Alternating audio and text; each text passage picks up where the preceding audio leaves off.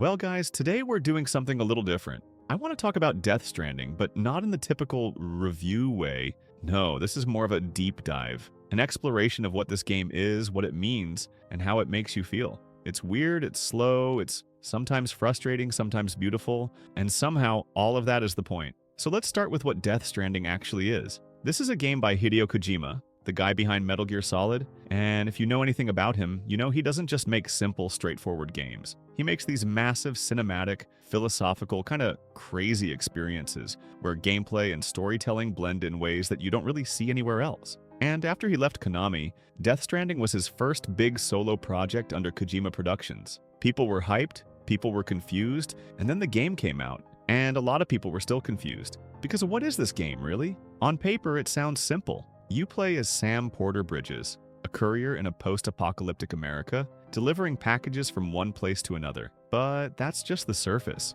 The world has been destroyed by an event called the Death Stranding, which basically blurred the lines between life and death. Ghostly creatures called BTs roam the land, and rain, called timefall, makes everything it touches rapidly age. Most people live in isolated bunkers, and your job is to reconnect them by delivering supplies and linking them to this thing called the chiral network. Now, the first thing people say about this game is, it's just a walking simulator. And yeah, it kind of is. You spend a lot of time walking, climbing, balancing, making sure your cargo doesn't fall off your back. And I'll be honest, sometimes it's relaxing, and sometimes it's just slow. Like, really slow. If you're someone who likes fast-paced action, Death Stranding is going to test your patience. It takes its time. The game wants you to feel every step, every struggle, every ounce of weight on Sam's back. And you know what? That's intentional. Most games try to make traversal easy, smooth, fun. Here, it's the opposite. You're fighting against the land itself, and that's where the game really clicks.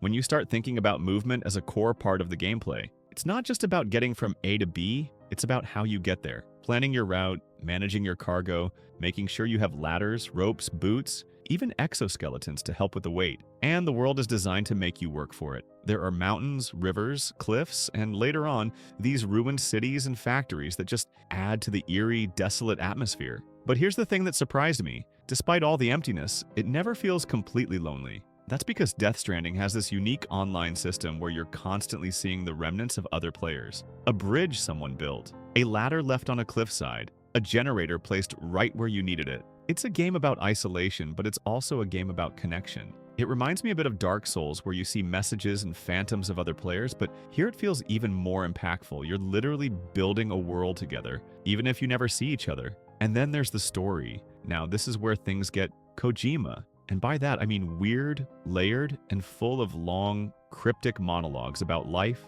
death, time, and human connection. You've got this whole cast of characters. Fragile, Die Hardman, Mama, Deadman, and of course Higgs, who's played by Troy Baker, and just hams it up in the best way possible. And at the center of it all, you have Sam and his bridge baby, this little fetus in a pod that lets him see BTs. It's creepy, it's weird, and yet somehow it works. The game slowly unravels its mysteries, but it never gives you all the answers. There's a lot of lore here, and if you really want to get into it, you can spend hours reading emails, logs, and listening to conversations. But even without all that, the main theme is clear. It's a game about rebuilding, about human connection, about how we keep going even when everything seems broken. And you feel that in the gameplay too. When you finally get a road built after hours of struggle, when you see that someone used the zip line you placed, when you hear the soundtrack kick in as you're walking through a beautiful, empty landscape. This game is not for everyone. I found it relaxing at times, but also, yeah, sometimes boring. Some stretches feel repetitive, and there are moments where you just wish it would move faster. The combat, when it happens, is fine, but it's not the focus. And the dialogue? Well, it's Kojima. That means it can be brilliant, but also a little, let's say, indulgent. There are some cutscenes that just go on, and while they have cool ideas, you have to be patient. But even with all that, I respect what Death Stranding is doing. It's one of the few games that truly commits to its vision. It doesn't try to please everyone. It's slow, it's deliberate, it's weird, and it asks you to engage with it on its terms. And if you do, there's something really rewarding about that. And look, I know some people will never get into it. That's fine. Not every game needs to be for everyone. But if you're someone who likes games that break the mold, that make you think and feel in different ways, Death Stranding is worth trying. It's part walking sim, part survival game, part philosophical journey about life, death, and everything in between. And love it or hate it, You won't forget it. Alright, so now that we've covered the basics, the gameplay, the world, and the overall experience, let's dig a little deeper into the themes and storytelling of Death Stranding. Because this is where the game really tries to say something, and whether or not it lands for you depends on how much patience you have for Kojima's style of storytelling. So, let's start with the biggest question.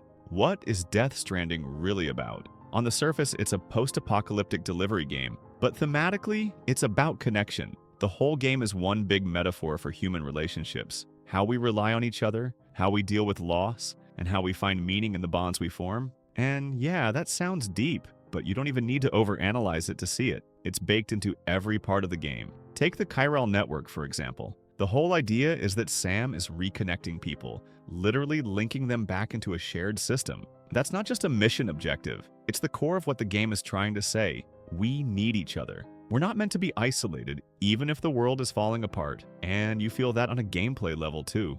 Every time you connect a new area to the network, it opens up new possibilities, not just for you, but for every player who's left behind structures and tools. It's this strange, almost poetic way of making you feel like your actions matter, even when you're alone. Then there's the Death Stranding itself, the event that shattered the world. It's this mix of sci-fi and supernatural, but at its heart, it's about the fear of death. In this world, dying isn't just the end, it's a rupture, a catastrophic event that literally destroys everything around it. That's where the BTS come in. They're lost souls, stranded between life and death, and if they consume a living person, it creates a void out, basically a massive explosion. So, in a way, this whole world is haunted. People are afraid to die, but they're also afraid to live in a way that puts them at risk. That's why everyone hides in bunkers, relying on couriers like Sam to do the dangerous work. And speaking of Sam, his whole journey is about breaking out of isolation. When we first meet him, he doesn't want to be part of this mission. He doesn't want to connect with people, and he certainly doesn't want to be anyone's hero.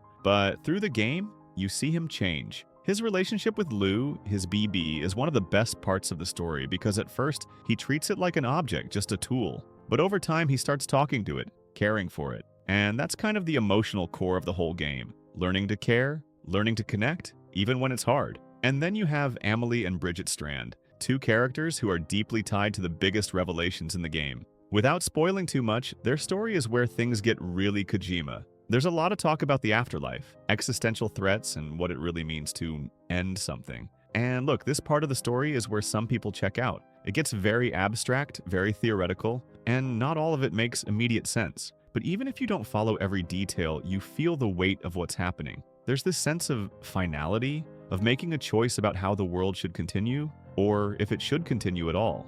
Now, I have to talk about the music, because Death Stranding does something that I absolutely love in games. It uses music in a way that makes moments feel special. There's no constant soundtrack, no background music while you're just walking. But every once in a while, when you're trekking through a vast, empty landscape, a song will start playing, and it just hits different. Low Roar's music is a huge part of the game's identity. Melancholic, atmospheric, perfect for the tone of this world. It's one of those things that you don't even realize is affecting you until you stop and think about how perfectly the music enhances the experience. Alright, so where does Death Stranding stand in the gaming world? Is it a masterpiece? A misunderstood experiment? A boring walking sim? Honestly, it's a bit of all three. This is one of those games where your enjoyment depends entirely on your mindset. If you go in expecting constant action and excitement, you're going to be frustrated. But if you let yourself get absorbed in its slow, methodical rhythm, it becomes almost meditative. For me, I found it relaxing in a strange way.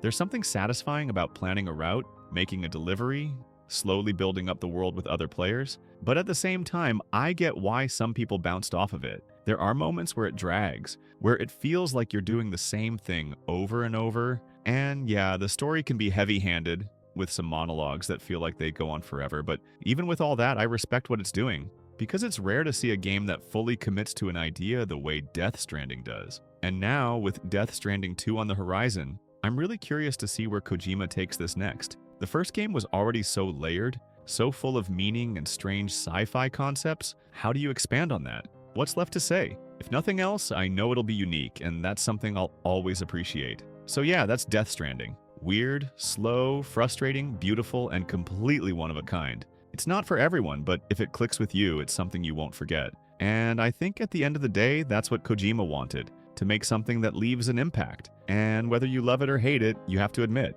he definitely succeeded.